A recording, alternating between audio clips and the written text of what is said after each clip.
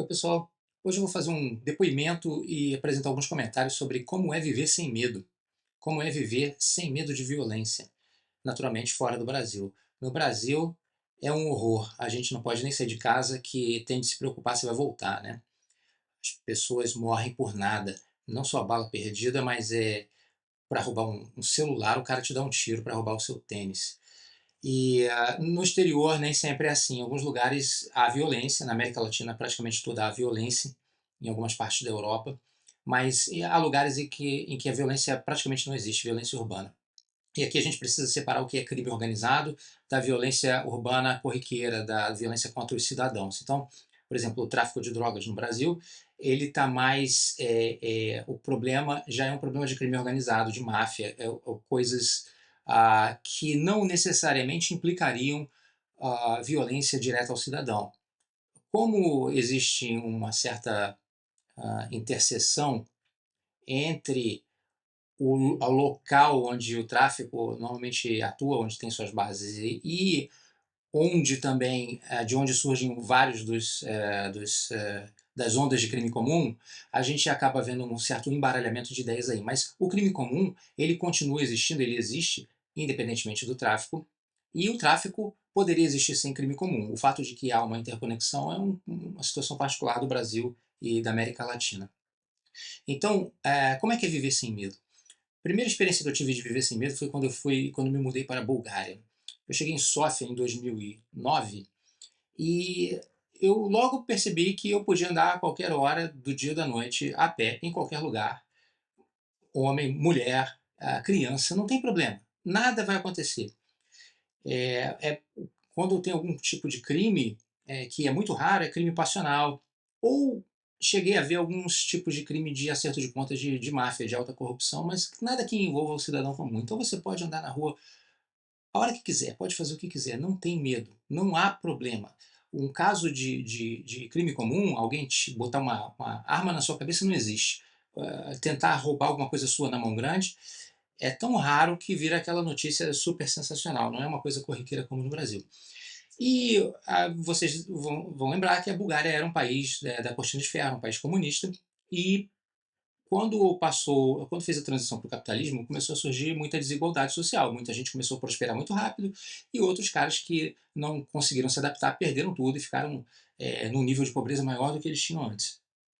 E eu perguntei para um amigo na época, ah, por que, como é que é tão seguro assim? Não houve casos de violência no início, a desigualdade não gerou algum tipo de confusão aqui?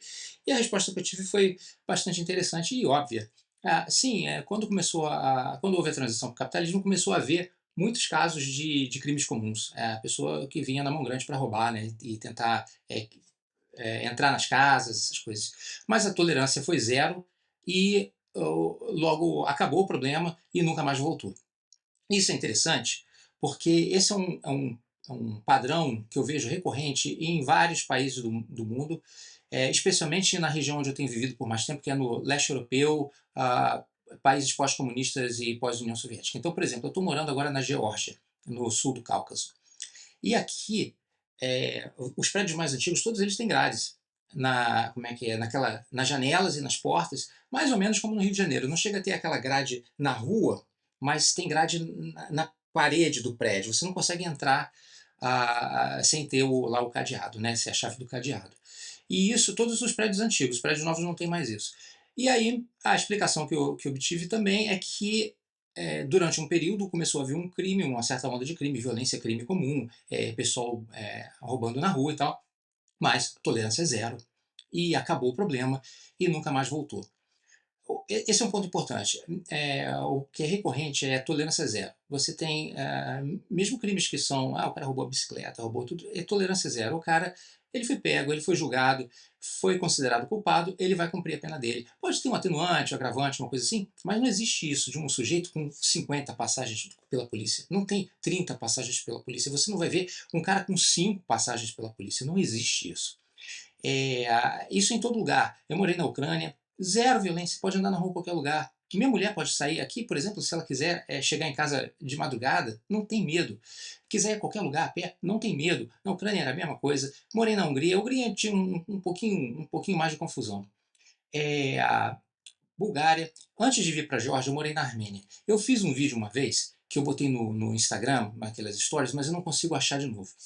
E esse vídeo mostrava um café que tem atrás da embaixada, que é conectado com o banco, é no mesmo prédio do banco. Você tem duas portas na rua, então você pode entrar no café ou pode entrar no banco. Só que entre o café e o banco não tem parede. Você pode ir do café para o banco, do banco para o café, sem problema algum. Pode entrar com mochila, pode entrar com mala, com bolsa, com o que você quiser. Você pode sentar no café enquanto alguém vai na fila do banco. Imagina um aeroporto, você tem o café aberto, né, com as mesas espalhadas assim pelo saguão, e você tem as filas dos guichês do check-in. É isso, era um café e o banco pode entrar e sair por onde quiser, entrar por uma porta e sair pela outra. E no Brasil, eu começo a lembrar das coisas. No Brasil, para ir ao banco, eu tenho que me planejar. Pô, eu não posso estar com mochila nesse dia, senão vai ser uma luta para entrar. Porra, uma porrada de segurança. Aqui nesse café em Yerevan, na Armênia, a única coisa que tinha era um sujeito magrelo ali de gravata, que ele não era nem um segurança, era mais um cara para dar uma dica, assim, ah, a senhora vai para lá, não sobe no outro andar e tal, coisas assim. É, e também zero violência. Todos esses lugares, zero violência. E esses lugares têm muita pobreza.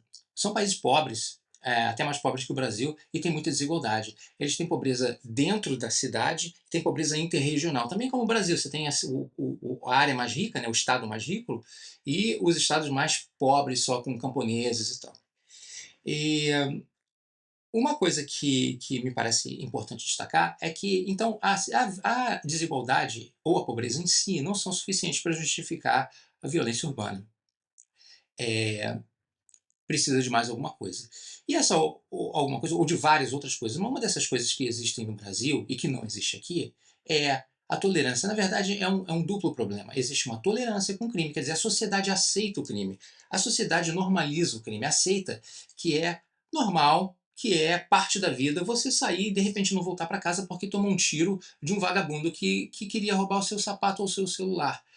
Tem até políticos, inclusive uma famosa aí que queria ser candidata a um cargo eletivo numa cidade onde esse problema é importante, né? Que dizia que é justo, o cara quer ter um tênis, ele tem que ir lá e roubar mesmo. Então, com esse tipo de mentalidade, você estimula o sujeito a optar pela vida do crime. Porque a maior parte das pessoas não tem ideias originais ou não tem ânimo, ímpeto, incentivo pessoal, vontade pessoal para fazer nada que alguém já não tenha feito antes ou que não se faça em geral. Então, até para escolhas de vida ou até para a decisão, vou sair de casa hoje e cometer um crime, vou roubar alguma coisa, ou eu vou atrás de um emprego, vou entregar pizza, por exemplo, é uma decisão que em base depende dos exemplos e das justificativas e do ambiente cultural em que aquele sujeito está inserido. Então, por exemplo, aqui é inconcebível o jovem que está com alguma dificuldade financeira, é inconcebível que ele resolva um dia acordar de manhã e pegar uma faca ou um revólver, se ele puder, e botar isso na cabeça de alguém para roubar alguma coisa. É inconcebível, ele não tem essa ideia. Se a ideia bate na cabeça dele, ele a descarta imediatamente como absurda. Não faz sentido. Ele vai em cana e ele vai ficar em cana se ele fizer isso. A propósito, uma das coisas que eu vejo nesses países é brasileiro preso. Normalmente é brasileiro preso por tráfico de drogas, né, que eu tenho contato. Inclusive cheguei em alguns outros postos a visitar na prisão, conversar com os caras. E os caras ficam chocados, porque ele chega aqui, ele é pego no aeroporto com cocaína no estômago. Aí, no caso não é aqui, porque eu não visitei nenhum desses caras aqui, mas eu sei que tem gente presa aqui em vários países. E aí o cara pega, aguarda o julgamento, aí ele pega 10 anos. Aí ele pergunta assim, pô, e quando é que eu vou sair? Aí você diz pro cara, não, cara, tu vai sair em 10 anos. Assim, mas como 10 anos? 10 anos é a pena, mas ele não espera que ele vai ficar 10 anos, ele espera que seja como no Brasil, que ele vai pagar ali um pouco, vai vir um advogado, vai vir o cara da ONG, vai vir alguma coisa, ele está na rua. Aqui nessas bandas, nesses países onde não há violência, também não há, ninguém passa o pano. O, os poucos casos que ocorrem, quando ocorrem, eles são punidos e acabou. O cara não vai ter outra chance. Ele vai ter outra chance daqui a 10 anos. Aí ele sai e começa de novo. Mas antes disso, ele não vai ter outra chance. Ele vai ter que pagar. É claro que isso não quer dizer que esses estados, essas sociedades sejam opressivas, que você não pode fazer nada errado. Não.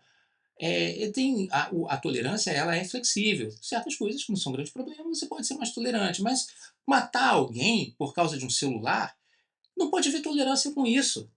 Isso aí tem que ser a punição definitiva. O cara foi condenado e ele tem que ir em cana, ele não pode ter a chance de fazer isso de novo.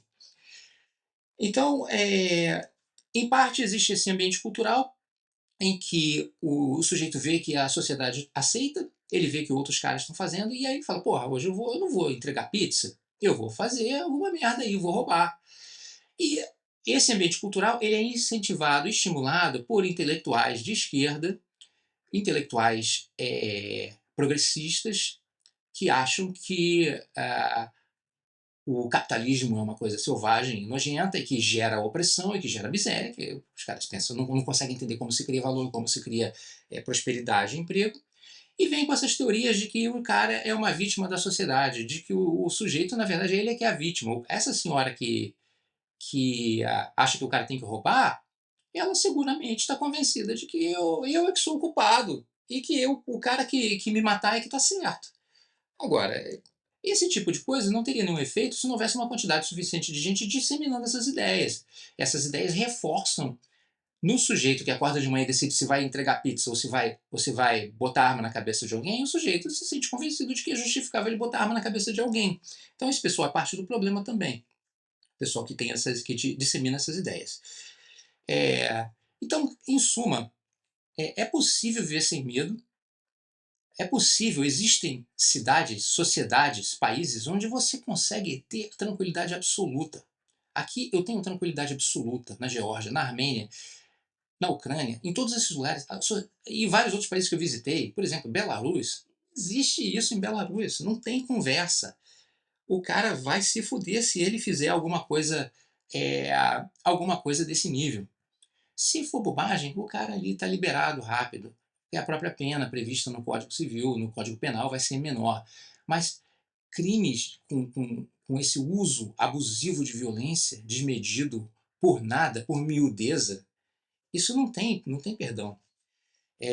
Eu me empolguei nessa conversa aqui e talvez eu tenha até esquecido de dizer algumas coisas da minha experiência. Eu direi em outros vídeos, né? Eu tenho a felicidade de morar a maior parte dos meus últimos 15 anos em lugares muito tranquilos, lugares em que eu me sinto completamente seguro. Inclusive, eu evito passar muitos dias agora no Brasil, no Rio de Janeiro.